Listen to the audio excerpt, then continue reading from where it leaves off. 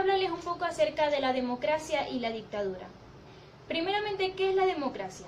La democracia es una forma de organización social que atribuye la titularidad del poder al conjunto ciudadano. En sentido estricto, la democracia es una forma de organización del Estado en la cual las decisiones colectivas son adoptadas directamente por el pueblo, mediante un mecanismo de participación directa o indirecta que confiere legitimidad a sus representantes. La democracia se puede definir a partir de la clasificación de las diferentes formas de gobierno realizadas primeramente por Platón y luego por Aristóteles en tres tipos básicos que son la monarquía, la aristocracia y la democracia. Estas tres formas no son excluyentes y suelen incluirse como mecanismos complementarios en algunos sistemas políticos, aunque suele haber mayor peso en una de estas tres formas en algunos sistemas políticos concretos. Tenemos democracias indirectas o representativas, cuando las decisiones son adoptadas por personas reconocidas por el pueblo como sus representantes. También tenemos democracia participativa, cuando se aplica un modelo político que facilita a sus representantes y a los ciudadanos su capacidad de asociarse y organizarse. Y finalmente tenemos democracia directa, cuando las decisiones son adoptadas directamente por los miembros del pueblo. No podemos confundir democracia con república, ya que ambas tienen principios distintos. República vendría siendo el gobierno de la ley, mientras que democracia viene siendo el gobierno de la gente.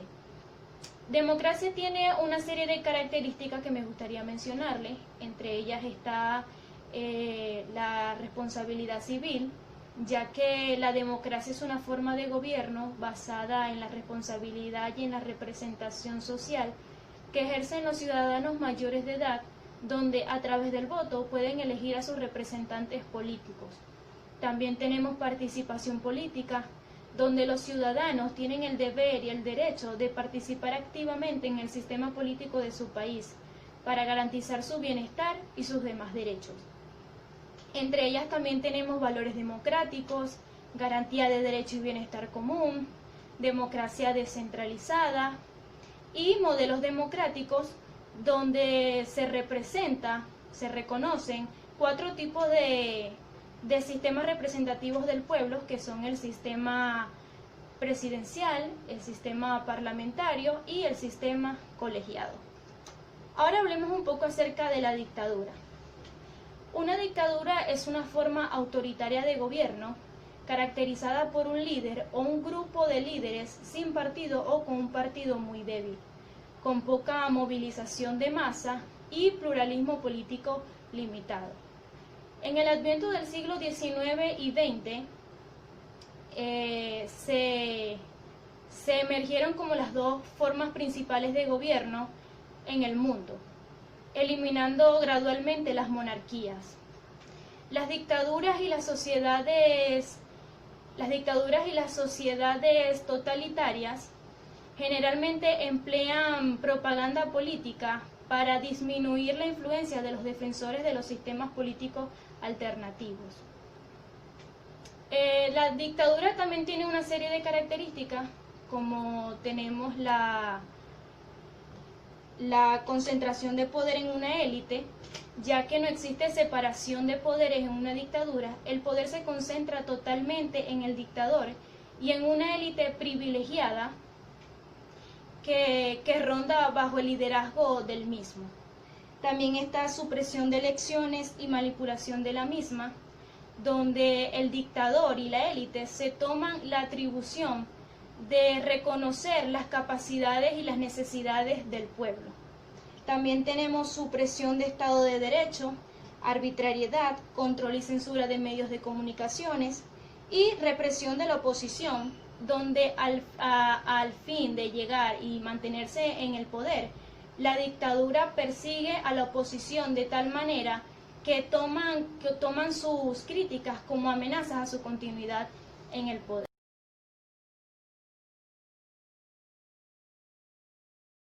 La diferencia entre la democracia y la dictadura. Bueno, si notamos su significado desde el punto de vista etimológico, ya notamos que hay una gran diferencia entre ambos conceptos. Democracia es el gobierno del pueblo, mientras que dictadura es la actividad de quien indica o apunta.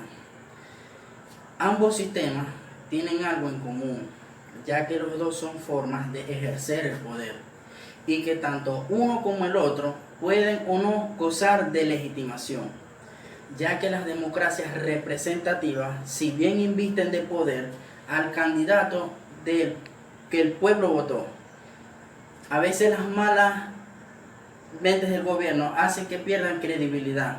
Y en las dictaduras, cuando los militares están en el poder, tienen el apoyo de un sector del pueblo, que a veces lo acompañan en algunas decisiones, pero cualitativamente son muy distintas a la hora de señalar. Bueno, cómo llegan al poder, cómo se desarrollan esta actividad y en qué reside este mando. Bueno, en la democracia el poder es del pueblo, que lo ejerce por sí mismo en las democracias directas. Y delegándolo transitoriamente de los representantes que la mayoría votó en las democracias indirectas o representativas y en algunas intervenciones o vinculaciones directas en las democracias semidirectas. En las dictaduras, el poder del dictador que lo tomó por la fuerza, en general a través de un golpe militar, con el que consiguió derrocar al gobierno que estaba al poder o al mando. En la democracia existe la división de poder como garantía de control sobre el abuso al que se puede llevar la obtención del mando. En la democracia el poder está representado por políticos elegidos por la población a partir de un sistema de voto. Al contrario de en la dictadura, gobierna un dictador que puede llegar al gobierno por un golpe de estado, por falsificar el recuento de votos o entre otras cosas. Bueno, la democracia está considerada como una de las formas de gobierno más ideales y puras, y que mientras que las dictaduras son regímenes en lo que el pueblo se suele tomar por la fuerza militar, está considerada en una sola persona, mientras que la democracia y las autoridades sean por voto. Las dictaduras suponen una suspensión. La dictadura militar típica en América Latina es dirigida por una junta o un comité integrado por las direcciones del Estado Mayor de los militares. Así fue como ocurrió en Argentina entre 1976 y 1983, donde fue gobernada por un régimen militar, protegida por los más altos representantes del ejército, de la fuerza aérea y de la armada. Así como sucedió en Araguay entre 1953 y 1984, donde hubo juntas militares y también hubo civiles que oficiaron de fachadas cívicas militares. Bueno, en República Dominicana también, desde 1930 hasta 1961, donde Rafael Trujillo gobernó el país hasta su muerte y asesinato que sucedió en 1961.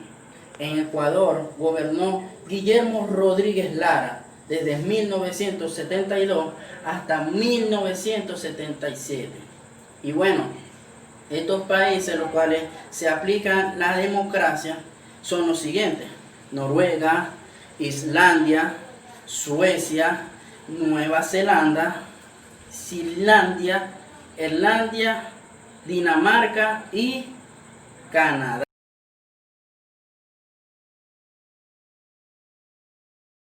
La democracia liberal. La democracia liberal es una forma de democracia representativa regida por una constitución que complementa la regla de la mayoría típica de la democracia, protegiendo los derechos y libertades de cualquier minoría e libertades de cualquier persona. Y en general, de forma más detallada, la mayoría de democracias liberales se caracteriza por independencia del poder judicial, el derecho a votar o ser votado en las elecciones, igualdad ante la ley, derecho a la propiedad privada y a la privacidad, libertad de expresión, reunión y manifestación, libertad de prensa, así como acceso a fuentes de información alternativa.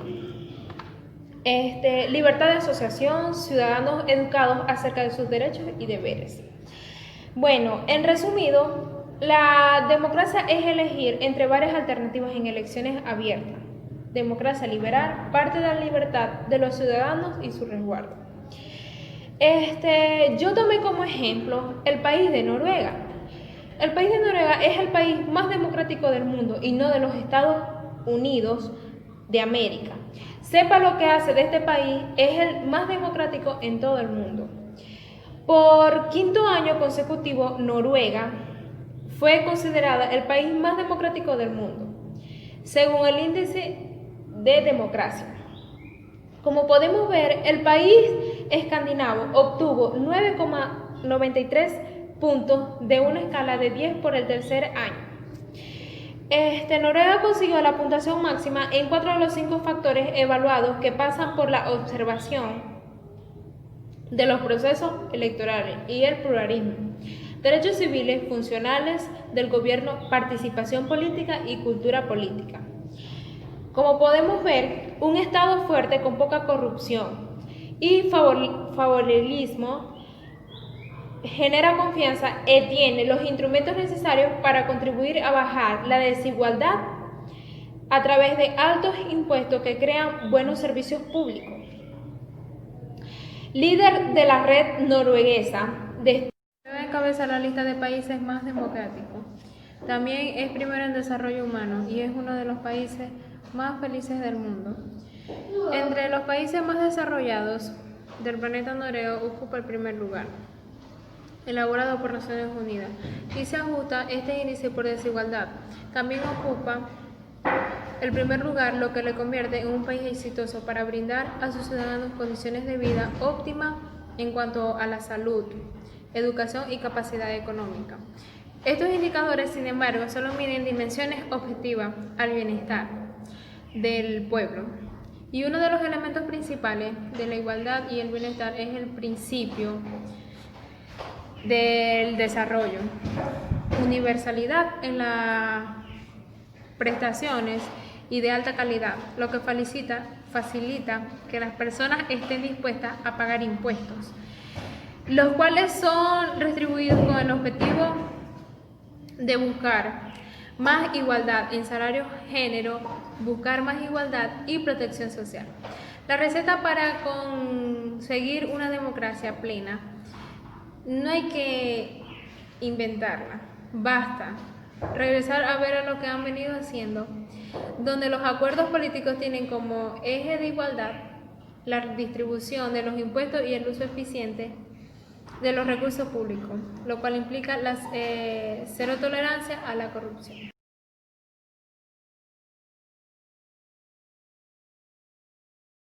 Democracia socialista. Definición, principio, uso. El socialismo democrático es un objetivo político que considera la democracia como una unidad insuperable que actúa conjuntamente con realzar los métodos autoritarios de transición del capitalismo al socialismo, en favor a los movimientos de base, centralización, democracia y economía. Principio. En este término y alrededor de 1920 ha transcurrido y ha sido utilizado por grupos y partidos socialistas y comunistas en una cantidad mucho menor, porque eran agrupaciones que tenían como objetivo principal establecer un socialismo a través de un sufragio. Su uso. Los grupos socialdemócratas, así como los partidos y gobiernos comunistas que han referido a nuestros diferentes políticos como socialismo democráticos.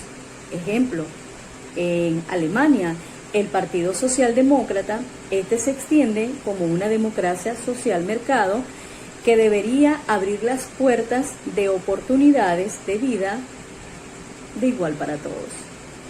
Espero que les haya sido satisfactoria mi exposición. Muchísimas gracias.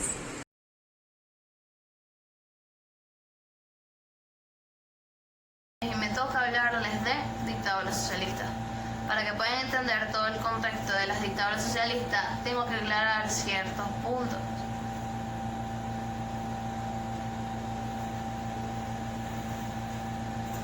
O bien el fondo sonoro. Primer punto a aclarar, el socialismo y el comunismo no son lo mismo. Ciertamente el socialismo y el comunismo puede decir que son casi iguales, pero tienen una que otra diferencia. En el comunismo, cualquier existencia de empresa privada es eliminada, siendo expropiada por el Estado. Sin embargo, en el socialismo, una que otra empresa privada puede existir. Sin embargo, sigue siendo controlada por el Estado para liberar a los trabajadores de alguna explotación laboral. Segundo punto para aclarar. El chavismo, para personas de ultraderecha, no tiene nada que ver con el socialismo. Les diré por qué. Las personas de ultraderecha consideran que el chavismo no tiene nada que ver con el socialismo por el simple hecho de que en la época de expropiaciones de empresas privadas, durante el gobierno de nuestro querido comandante Chávez, este le dio indemnizaciones a las empresas privadas, es decir, les pagó por ellas antes de ser expropiadas, así que en su totalidad no eran tan expropiadas. Sin embargo, la mitad del mandato de nuestro querido comandante sí fue socialismo, entregando así todo el poder al pueblo venezolano, incluyendo empresas privadas. Estas empresas privadas fueron controladas por el Estado, siendo transnacionales. Al final del día, todas estas empresas que fueron a mano de la nación terminaron en desastre. Este señor que ustedes ven aquí se llama Carlos Marx, de marxismo, ¿no les suena? Es uno de los creadores y gran filósofo de lo que fue el socialismo.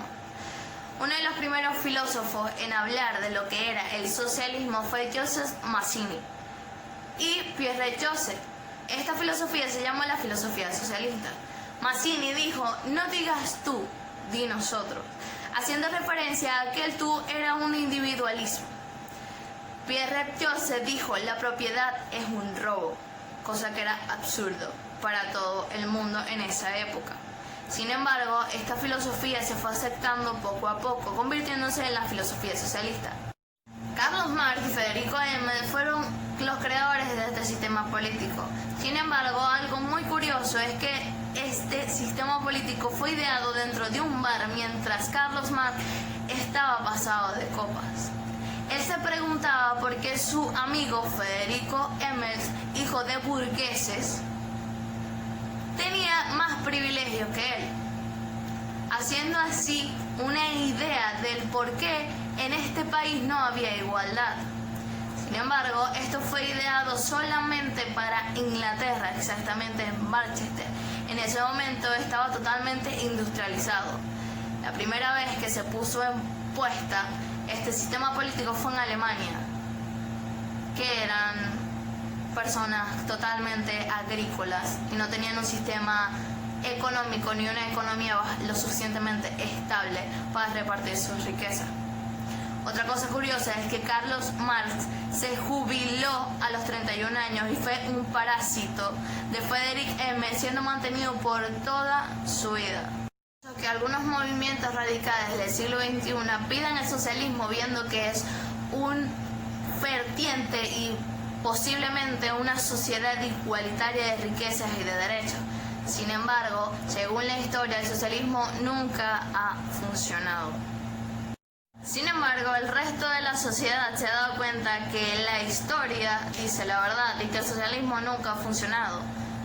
Pero sí sirve el sistema político socialista para hacer memes. Sin duda alguna, este es mi favorito. La primera dictadura que les voy a comentar es la dictadura más sangrienta de la historia. Dejaré unos segundos para que me respondan cuál es. No, esa tampoco. Esa menos. la dictadura de Mao Zedong, con 78 millones de muertes, causa de hambre, fusilamiento y o desapariciones indignantes, porque nunca pudieron conseguir a los sobrevivientes. Todo empieza 2 décadas antes del fin de la Revolución China, donde Mao tenía sus propios seguidores y sus propias ideas del comunismo. Él se veía horrorizado por las desigualdades que veía entre ricos y pobres, siendo así una idea de lo que era el comunismo. El maoísmo fue una vertiente que todavía es usada por líderes comunistas. Entre hombres y mujeres también había mucha desigualdad. Él quería mejorar la situación social, política y económica de China. Sin embargo, luego del gran salto adelante, todo se fue al bajo. El gran salto adelante comienza entre 1958 y termina en 1961, siendo así una política económica de Mao por la colectivización de la agricultura y la abolición total de la propiedad privada, siendo así una gestión económica nacional a través de quinquenales. Sin embargo, este sistema fue un total desastre, ya que la mayoría de los campesinos decidieron irse a la industria del acero, dejando por completo el campo vacío. El establecimiento de unos objetivos poco realistas fueron los culpables de que cientos y millones de personas murieran en ese momento de hambre. En 1956 Mao deja la presidencia, sin embargo, por apoyo de algunos jóvenes llamados Guardias Rojas, en 1966 quiere de nuevo el poder. Lo obtiene. Así pues, los años posteriores de la Revolución China se revolvieron y se fueron marcados por el retroceso de los derechos humanos y una posición negativa a la modernización de China. O sea, no había industrialización. En 1966, Mao fallece de un infarto agudo en el miocardio, liberando así a China y dándole la posibilidad de hacer un progreso bastante grande, una progresiva de modernización económica y apertura política, lo que ha sido beneficioso porque hoy en día China es una de las grandes potencias económicas. Sin embargo, se dice que entre 20 y 45 millones, dependiendo del historiador, murieron entre 1958 y 1962. Fue el mayor fracaso económico de la historia y causó la mayor hambruna de todo el mundo y que se ha registrado hasta ahora. Joseph Stalin. Entre 1922 y 1952 este señor asumió un puesto de secretario general del Comité Central del Partido Comunista de la Unión Soviética. Asumió el poder destruyendo a León Trotsky, que era su principal opositor. A partir de 1930 se desencadena la Gran Purga o el terror de Stalin, siendo una campaña para perseguir, asesinar y reprimir a millones de personas por problemas políticos o penales. También se dieron a conocer las deportaciones por razones étnicas o religiosas. Hubieron millones de muertos durante esos traslados. La idea de Stalin era convertir a Rusia de un país totalmente agrícola a un país totalmente industrializado, causando así hambruna dentro del territorio soviético. En 1932 y en 1933 se estima que 6 a 8 millones de personas murieron de inanición, siendo la mayoría de origen ucraniano. Es decir, se estima unos 23 millones de muertes a este líder ruso, siendo la segunda más sangrienta registrada en toda la historia. Para terminar, hablaremos de la dictadura de la que nadie quiere hablar, Guinea Ecuatorial. El 12 de octubre de 1968, Guinea Ecuatorial asume su independencia, dejando de ser una colonia española. El pequeño país de 1.2 millones de pobladores solamente ha visto 2 regímenes dictatoriales: el de Francisco Macías entre 1968 y 1979, el cual terminó por su fusilamiento mandado por su mismo sobrino, Teodoro Obiang, que hoy en día sigue siendo el presidente de Guinea Ecuatorial. Al menos 100.000 ecoguineanos viven en el exterior por el hecho de que esta dictadura no los deja vivir en paz. En torno a ellos, 60% están en España. Descubrimiento y explotación de petróleo que proporciona ingresos millonarios al círculo de Owen, o sea, el dictador, hace 20 años lo cambió todo. Sin embargo, Guinea Ecuatorial tiene los productos internos brutos más altos de África, según el Banco Mundial. El dinero de estos pozos llega a la cuenta de estos dictadores y nadie dice nada. Son acusados por abusos y violaciones de los derechos humanos hasta decir basta. Obiang parece haber dejado designado como sucesor a su único hijo, Teodorin.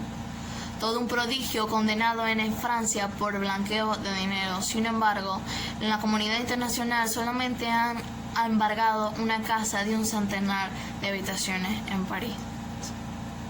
Es un país con un milagro económico.